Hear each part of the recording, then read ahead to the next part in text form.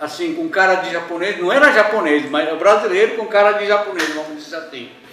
Se encontrava, mas olha, aquele japonês assim, mas ninguém se cumprimentava nem nada. É um deles, que era meu amigo, o nome dele é Takeo Okamura, ele fez doutorado, ele é brasileiro, mas através de consulado japonês, ele fez doutorado lá no Japão de doenças tropicais e estava trabalhando no governo.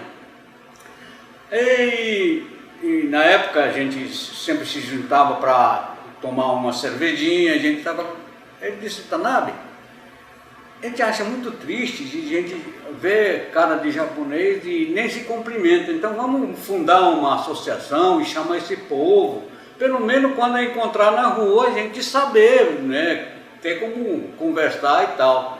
Falei, tudo bem, vamos fazer então uma associação e nós convocamos todo mundo, aí andamos na casa por casa, convidando, aí se convidou uns 40 pessoas, aí nós montamos a associação. Aí ele como fundador, ele disse, você não quer fazer parte da diretoria? Não, vocês são a associação dos Nikkei. Nikkei quer dizer descendente. Eu não sou descendente, eu sou japonês.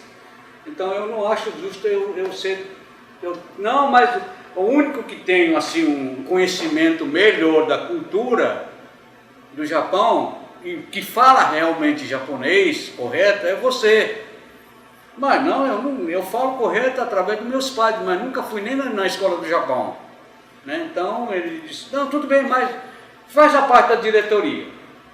Aí, na verdade, era reunião de pessoas que gostavam de beber. Final de semana todo mundo reunia, batia papo, tomava uma cerveja, assava carne, aquela tipo confraternização, né? Não era para manter a cultura. Não é nada de cultura.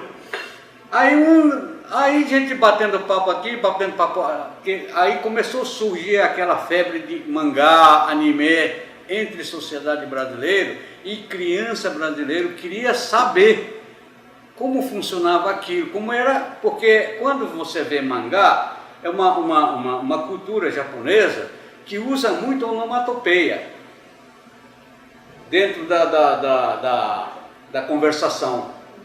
E no anime aparece muito esse tipo de palavras que não tem como decifrar em português. Aí um falou, Tanabe, tu é japonês, tu não quer ensinar japonês para o meu filho? Eu digo, não, cara, eu não sei, para dizer a verdade, eu nunca estudei japonês, porque eu vim criança, e estudei até 12, 13 anos de idade na escola da cidade, que era aqui depois eu nunca mais, nem português estudei. Então como é que eu vou estudar? Não, mas pelo menos falar japonês. Eu digo, não dá. Eu estava sempre dizendo assim. Mas toda reunião eles me cobravam para mim abrir uma salinha de aula. Falei, olha, falei até brincando, se vocês juntar pelo menos 6 a 7 pessoas que realmente queiram estudar japonês, eu posso abrir uma salinha. Isso eu falei assim, pensando que não ia aparecer. Apareceu 10. Aí eu falei, puxa vida, agora eu tenho que cumprir a minha palavra. Mas como não tinha local, eu morava ali no bairro Pedrinhas na época, eu tinha minha casa, então eu juntava os meninos na salinha. Eu comecei a ensinar tipo assim, muito obrigado, em japonês é assim, bom dia em japonês é assim, boa tarde é assim. As coisinhas bem básicas mesmo, né? Como dizia obrigado em japonês. Nisso começou a vir acompanhando os filhos, os pais e as mães. E começaram a fazer pergunta para mim. E me tratar como professor. Eu digo, não, agora eu vou ter que estudar. Eu vou ter que estudar. Aí tem uma livraria didática japonesa lá em São Paulo, livraria Fonomag, fica no Garbo Bueno, não sei se vocês conhecem, local onde tem mais assim, japonês lá. É aquela cidade oriental que as pessoas chamam. Na época eu escrevi uma carta para eles perguntando se tinha algum material para mim poder. Aí eles disseram que me mandaram a resposta, aí eu comecei a comprar materiais, eu estudar. Eu falei para ele, então não vamos juntar, eu não vou ser professor, vou estudar junto com vocês. Assim eu comecei a estudar, mas quando comecei a ensinar japonês, eu achei a necessidade de aprender o português. Porque quando vem a pergunta, a criança perguntava, o que é isso? Aí você só diz, não, isso aqui é copo, o que é isso aqui? Isso aqui é pão, o que é isso aqui? Isso aqui é camisa. E assim você vai ensinando, mas o adulto quando quer saber conjugação do verbo, quer saber o que é adjetivo, o que é sinônimo, o que é antônimo, esse tipo de coisa que exige conhecimento gramatical de português. E eu não tinha. Eu sabia que minhas filhas já estavam estudando na escola, né? Então eu comecei a usar os livros que minha filha estudava, estudar o português também, gramática português, para mim poder passar, né? Conjugação verbal, né? Que até próprio brasileiro erram muito. Isso eu tinha que estudar para mim poder passar para os pais dos meus alunos, que também se tornou os alunos da língua japonesa. Então, dentro de ensinar a língua japonesa, quando você ensina uma língua, você tem que ensinar a cultura. E tem muita coisa a ver a língua com a cultura. Nisso a gente foi introduzindo festivais. Então, hoje existe festival de finados, festival de dia de ano, festival que está sendo realizado isso na Associação Cultural Nipo-Brasileira de Porto Velho. E onde fica? Que fica na Raimundo Cantuária, ali naquele Parque Ceará. Tem bastante associado, agora eu não sei o número, porque eu estou afastado da diretoria, né? Mas nós temos uma escola lá, que nós construímos, que tem mais ou menos 150 alunos. E então, quando eu comecei essa sala de aula, eu estava fazendo na minha casa. Era assim, meia dúzia de pessoas, dava para mim fazer aula na minha sala. Mas foi aumentando, e eu tinha que montar uma sala de aula grande. Aí eu montei uma sala de aula grande, onde tinha 15, 20 pessoas, toda a aula, porque eu não podia dar aula todo dia, porque eu tinha meu trabalho. Então, geralmente no final de semana ou à noite, eu dava aula. E o diretor da associação falou isso para a JICA, que é a Associação de Cooperação Internacional do Japão. Escreve assim, JICA. Japão International Cooperation Association, em inglês. Então, o presidente da associação foi lá e falou que tinha uma sala de aula, tal, que tinha... Aí eles vieram olhar a minha salinha de aula. Aí eles disseram assim, pô, Tanabe, se você está fazendo tudo isso, nós temos como te ajudar. Daí, então, no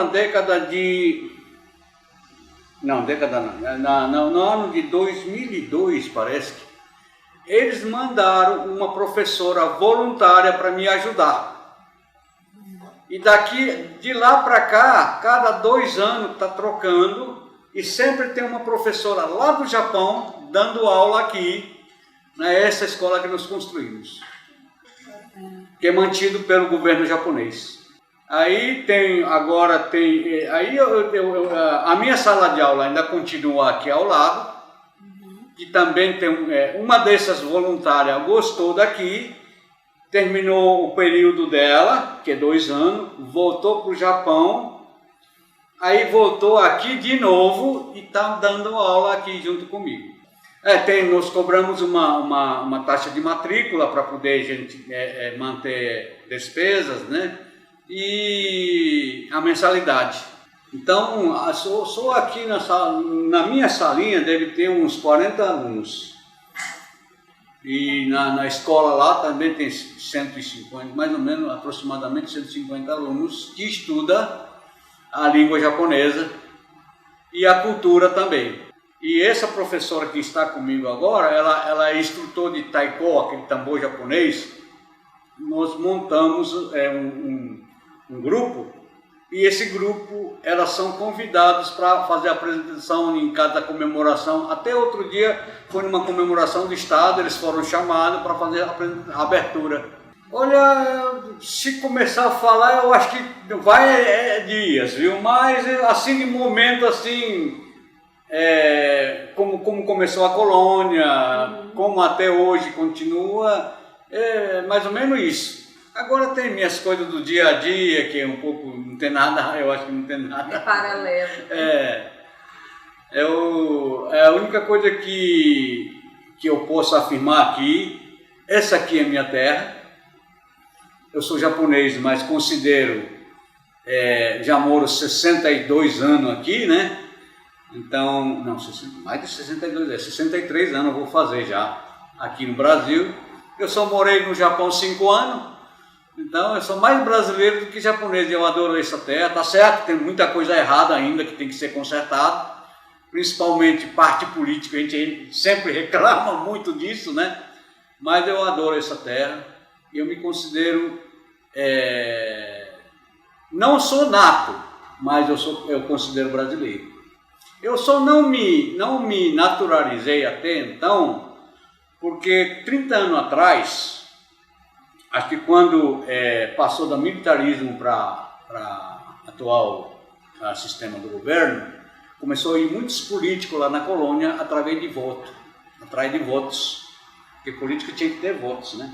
Na época então, até para você naturalizar, você tinha certa despesa para poder você se naturalizar, pagar documento, aquelas coisas todas. E na época da eleição, foi um político lá se oferecer, naturalizar gratuitamente todos que quisessem naturalizar, mas que tinha que votar para ele.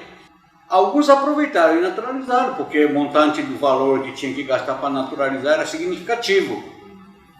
Aí quando vieram, eu tinha parece que 18 anos já, na época, eu vieram atrás de mim e eu falei, negativo, eu não vou me vender não. Eu prefiro ser um estrangeiro amigo do que um brasileiro falso. Então, esse princípio eu tenho até hoje, entendeu? Eu prefiro ser um estrangeiro honesto do que ser um brasileiro falso. Porque o que nós precisamos, eu acho que a sociedade precisa é isso, né? Então, esse princípio eu não mudei. E até hoje ainda continuo sendo japonês, mas com coração de brasileiro.